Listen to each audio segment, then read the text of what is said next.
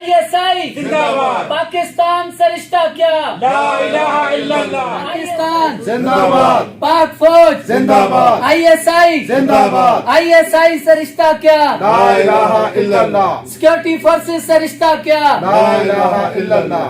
Press club मानसरा जिंदाबाद। Press club मानसरा जिंदाबाद। Inter services intelligence ISI की 75वीं सालगिरह मानसेरा प्रेस क्लब में सालगिरह का केक काटा गया। सदर press club Shahzad Jahangiri press club के ओहदेदारों और मेंबरान ने शिरकत की। इस मौके पर पाक फौज और ISI के हक में नारेबाजी भी की गई।